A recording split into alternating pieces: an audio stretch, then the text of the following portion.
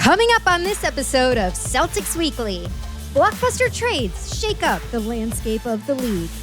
Jayson Tatum comes up clutch again, and we preview a finals rematch at TD Garden against the new-look Mavs. All that and more now.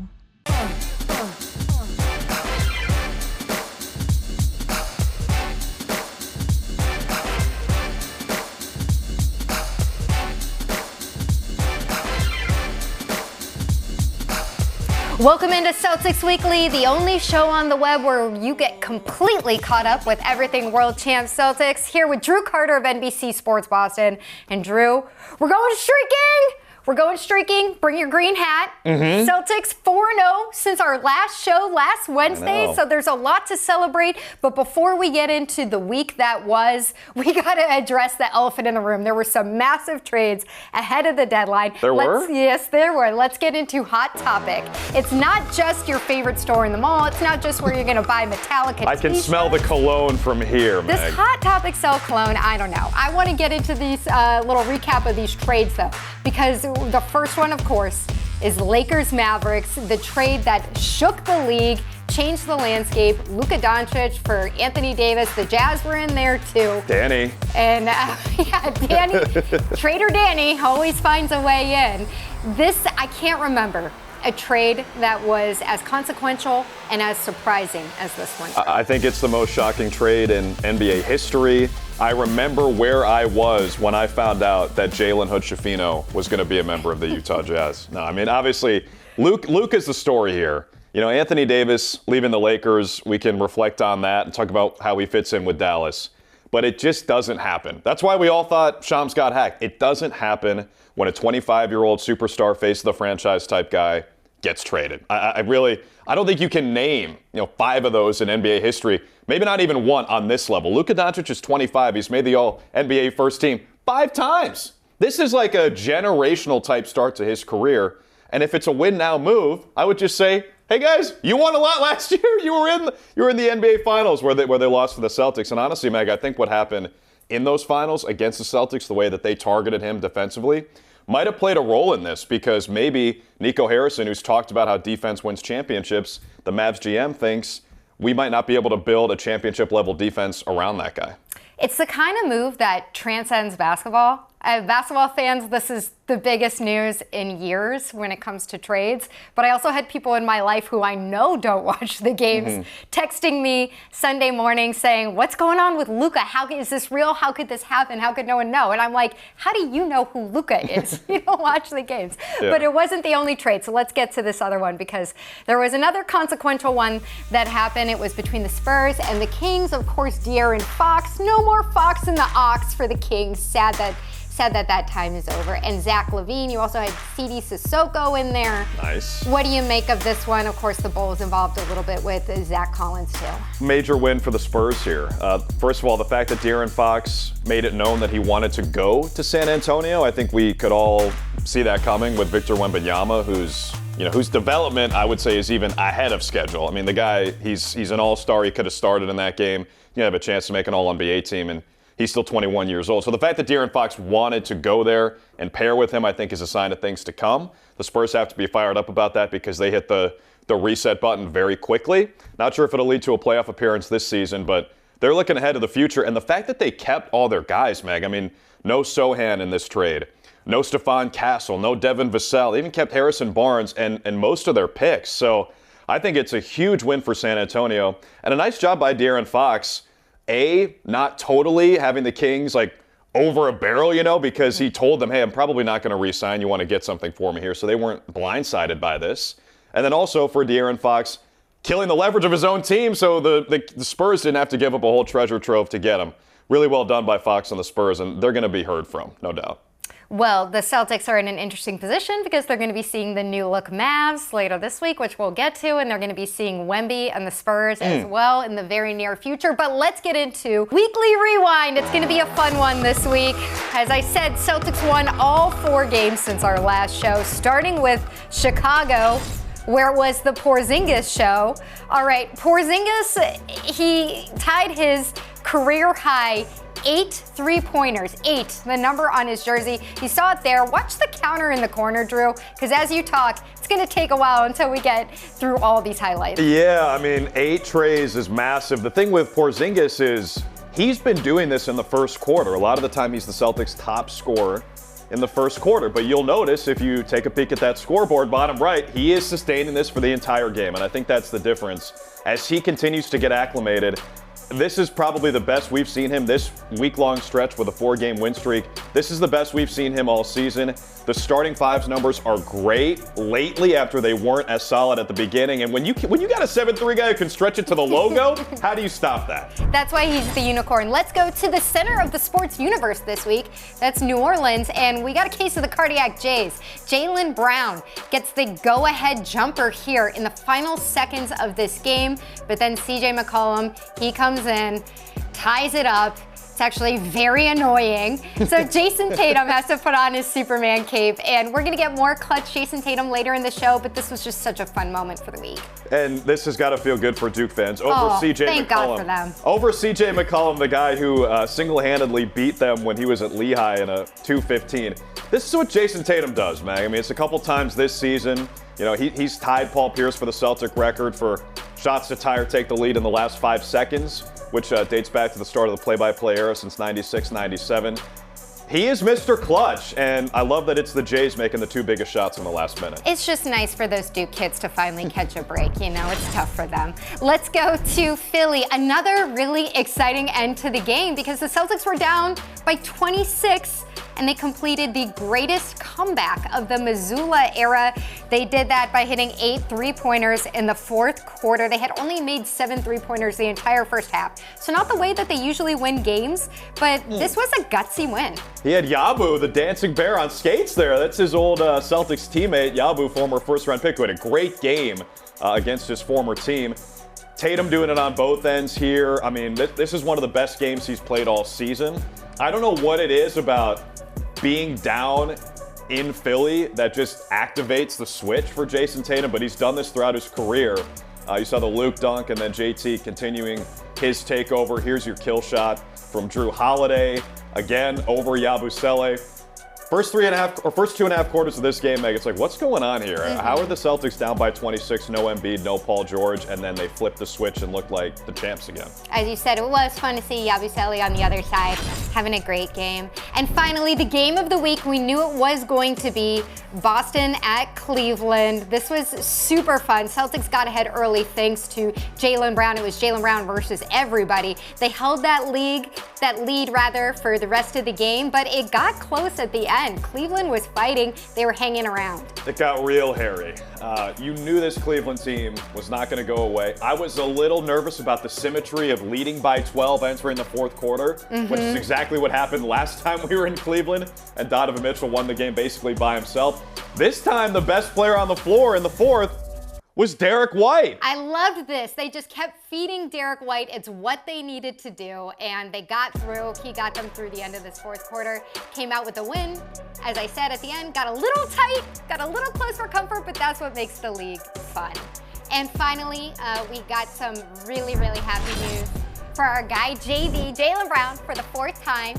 He's an all-star. He's going to be going to the Bay, and it's awesome. He's going to be joining Jayson Tatum there. See some dunks here. It's what he's known for at All-Star Weekend because he actually had the guts to participate in the dunk contest. Does this even count as news? Maggie makes it every year. 4-time All-Star, Jaylen Brown. News for us. We're going to notice. Yeah, of course we should. But Jaylen, happy for him, man. Let's go in the paint with Drew Carter this week. We're going to be looking at pick and roll action from Luke Cornett because this is an aspect of Luke's game that he's really developed. He's improved his physicality around the rim, and we saw quite a few examples of his success over the last week. Yeah, Meg, Luke Cornett won't win Most Improved Player for the NBA. He's going to win it in my own heart because watching Luke Cornett improve has been really incredible. People think about spacing as Can you shoot the ball? Can you stretch it out to 30 feet like Kristaps Porzingis does? Luke Kornet spaces in a different way. He doesn't shoot threes anymore. He used to in college and at the start of his NBA career. Now he does it in a different way. I'm going to show you what we're talking about here. He's what we call a vertical spacer. When he dives to the basket, he commands a lot of attention, either for a kick out or a score. If we roll this, I want you to watch where Luke sets the screen out here, probably 30, 35 feet from the basket. This is in the fourth quarter in a close game in New Orleans. When he sets this screen, we know Tatum attracts a lot of attention. Hit him on the pocket pass. Luke's got a couple options here. He could kick it out to Horford, who's a good three-point shooter, or he could take it himself. If there's one thing that Scal and I have been asking Luke to improve on, it's finishing at the basket. He's a smaller defender there, goes up strong, draws the foul, and scores anyway. Let's go to the next one, which is actually the Celtics' very next offensive possession in this game. You're going to notice that Luke sets the screen in a different spot here. He's maybe 18 feet just above that elbow. And when you set the screen that low, you open up this opportunity. Tatum throwing the lob from the elbow, he's very comfortable doing that. And Luke is very comfortable finishing, of course. And as you watch it again, watch the spacing. Alvarado is late to hit Luke because Pritchard is over there, Hauser's down here, and Horford's over here. That's what happens when you've got great shooting, and Luke Kornet can take advantage of that. So those are two plays from the same game, really back-to-back possessions where Luke does different things. Let's go to another game where Luke Kornet, he's kind of running it in this pick and roll action. Watch Patrick Williams. I don't know what this coverage is here for Chicago. A little bit of a miscommunication. It's a little bit of a dipsy-do, a rope-a-dope, but Luke's going to take advantage of that. Williams was behind the play, and rather than kicking it out to Jaden Springer, who is not as good of a three-point shooter as a Pritchard or a Horford or a Hauser, Kornet just takes it himself. Lonzo is going to help this time because he's not worried about the three-point threat. Luke just takes his time, very patient, beautiful footwork. Is that Hakeem Olajuwon? No, it's Luke Kornet with a great post move like that. And let's show you one more pick and roll play for Luke. This is against Houston, a really good defensive team. And Luke, I don't really care about the screen or the coverage. You guys can roll it because he's going to posterize the best athlete in the NBA. Amen Thompson, who blocks a ton of shots, gets a lot of steals, has dunks of his own where he posterizes people. Luke says, I'll give you a little of your own medicine here. JB finds him. Luke with the jam on Amen. The guy has improved so much, Meg. Every aspect of his game. His feet are better. He's a better jumper. He's an amazing vertical spacer. He still shoots threes in warm-ups, but he doesn't have to do it during the game because he does all of this stuff so well. I want to add something because this is the second time in the paint in the last couple weeks that we have highlighted action inside the arc. So all of you that complain that this Celtics team is just about three-point shooting, this is the second time that we're highlighting the pick and roll game for this team. So it's not just about the three-pointers, okay? It's not that simple. It's not that simple. Cut it out. They jack so many threes, whatever. It's actually good offense that leads to a lot of open looks, and then those threes open up the inside where, Luke Kornet's been dominating lately. Absolutely. All right, let's bring in our buddy Melissa Valdez, in arena host and special correspondent for Social Snapchat.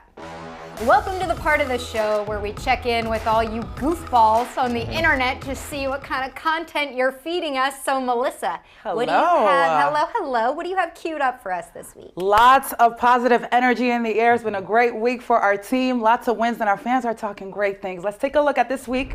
Social Snapshots. Our first post is from @CelticsFreak50, Anna. She has this candle that she says that she lights at every game win, and it's Celtics win, 3-0 road trip, 4 games win streak. Let's go. This smells like a Celtics win. Anna's lucky game day candle. If this is working, Anna, please continue to light these candles. I like this.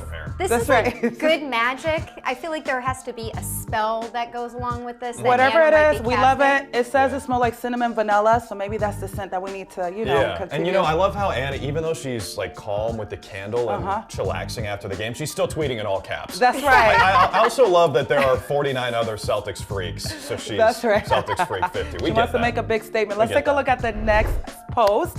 This is from @Bostonian in DC, and we love his post. Here he has Derek White in the fourth is everything to me.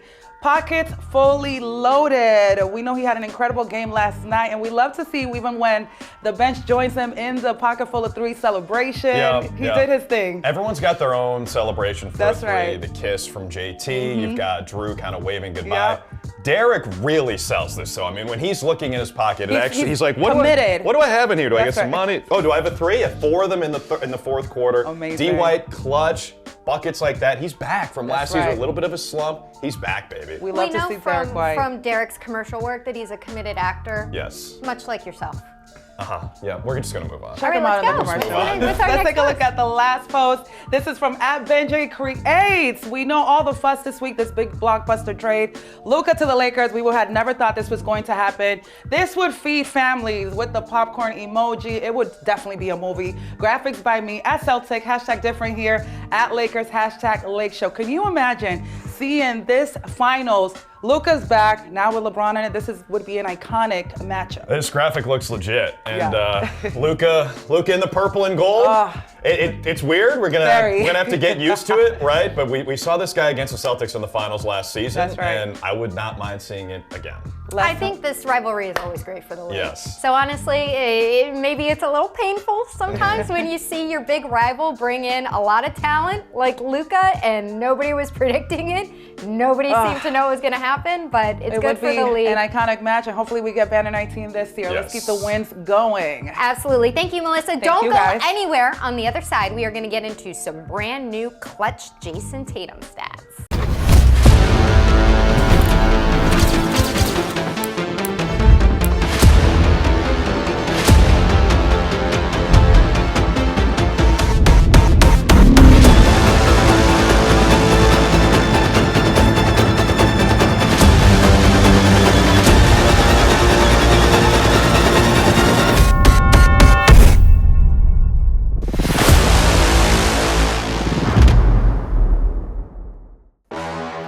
Welcome back. Well, we are going to shine the spotlight on this player for the second time in our Celtics weekly season. It's Jayson Tatum. We're getting a little more specific this time because we felt the need to revisit Tatum purely about his clutch stats. And this is something that he's really improved over, particularly this season. What have you seen from him, Drew? I like the assists right there. You see second in the NBA. Jayson Tatum, especially down the stretch of these games, Meg, sees so much attention from opposing defenses. Pretty much every pick and roll he's running, he's getting trapped. He's seeing 2, and he's got to either give it up for the short roll, little 4-on-3 action, try to split the double team. He just has the answers now. And at the start of the season, it was a different guy. Now he is like really maestroing these games, especially down the stretch, and the numbers bear it out. And if you see at the bottom of your screen, there are 3 go-ahead or tying field goals in the last 5 seconds of the game. It's tied for first in the league with Trae Young. Trae Young makes like 55-footers to win the game, and he's like rolling the dice at MSG, and he's a little more flashy with it. Jayson Tatum is quietly tied for first in the league in that category. Like, he deserves consideration for clutch POI. Absolutely. Tatum's been a superstar for the Celtics for several years now, but this feels like a different aspect of the maturity of his game where he's meeting the moment in a way with leadership on the floor. He's top 10 in several clutch stats across the league as a player, but you just have to love to see this from him on a team that's defending the title. This is the kind of thing that's going to make or break them in the playoffs. Poor Yabu here. Poor Yabu. Dancing bear, he's dancing. Your old friend, JT, don't do him like that. Yeah, I mean, there are times where, and I feel like he's doing this more this season than last year, where Jayson Tatum just says, I've had enough, I'm taking this game over. I remember Chicago, he had 45, 15, and 10, or 43, 15, and 10. And he barely missed a shot in that game. Against Philly, he was filling up the stat sheet. You know, during this win streak, he had back-to-back games with double-digit assists. That was the first time in his career he did it. Backed it up with 7 more against Cleveland. Taking Amen Thompson to the hole. Like, Jayson Tatum, his game is so fully formed now. Like, he's actually playing at an MVP level right now. And I'm not sure if people realize that. So, but even if he's not going to win MVP, we'll settle for Clutch Player of the Year. Okay, well, maybe he'll get like silver medal in the MVP conversation. I think that would be a nice progression for him. The Celtics, as we said at the start of the show, they went 4-0 over the last week, but they have a couple more games before they get to the All-Star break. Let's look at the future focus. This is the week ahead that we have, and it starts with the Celtics hosting the new look Mavs. They'll get a look at Anthony Davis, the guy that Dallas wanted to bring in at the expense of Luka Doncic? What do you want to see from what was a finals rematch and now feels like a radically different team from Dallas? Totally. It's almost like you can barely even call it a finals rematch because the face of their franchise is gone. Luka Doncic is a Laker now. We'll see if Anthony Davis plays. You know, he hasn't played yet for the Mavericks. I think there's a chance he plays against the Celtics. If he does, I'd be fascinated to see that because Nico Harrison's clearly got a vision for how he wants this team to look. Super big, super physical, great on defense. And I'd like to see the Celtics tested against that. And who knows? I mean, the first time we see this Mavericks team together, I think is going to tell us a lot about how this is going to work and if they have enough creation without Luka Doncic. So I can't wait for this game. It'd be fun, too, to have two of the best rim protectors on the floor at once. You got Kristaps Porzingis for the Celtics, then hopefully Anthony Davis, if he's healthy enough to play, over for the Mavs. It'd just be a fun matchup to get a look at. But then the Celtics, well, somebody is red hot on their heels. That's the New York Knicks, of course, those pesky Knicks. And they see them. They're third in the East behind the Celtics. Two All-Stars in Jalen Brunson and Karl Anthony Towns, so should be a good matchup. I look at the Eastern Conference as a top three. I think these three teams have separated themselves. If you look at the standings, it's not like the Knicks have a gulf between them and fourth place, but I think if you just watch them play and you know the guys they have and their coach, obviously Tom Thibodeau, the Celtics know well, I feel like the Knicks are in that same category as the Cavs and the Celtics in terms of contenders to win the Eastern Conference. So Wow. I cannot wait to watch this game because it's such a big rivalry, Meg. We don't even get to call it on NBC Sports Boston. All four of those matchups are nationally televised, and that's how you know that a game has a lot of juice, and this one has a lot of juice. A game that used to have a lot of juice was whenever the Celtics saw the Heat. These two teams had a great history together. We don't really know what Heat team the Celtics are going to get to see after the trade deadline. There's so much up in the air. Tyler Hero, of course, is an all-star. Jimmy Butler serving a suspension right now. I'm not really sure what to expect from this game, Drew. Neither am I. The Heat are a total mystery. Whether Jimmy Butler will be a member of the team, whether he will be still suspended. You know, we've seen with Jimmy Butler in the past that when he is motivated, he can be one of the most dangerous players in the league. And if he's not traded, maybe that'll motivate him. If he sees the Celtics on the other side, maybe that will motivate him as well. But I'm just excited to get to Miami. All right, well, it was fun having you, Drew. I don't know if we're going to invite you back because you're wearing those Virginia socks, and I'm a Maryland girl. I don't love that. That's why I put these on. Meg, the Celtics haven't lost since we did the show together. Socks. We got to go. We got to hit up Hot Topic after this. We're going to get some cool metal necklaces. We'll see you next week on Celtics Weekly.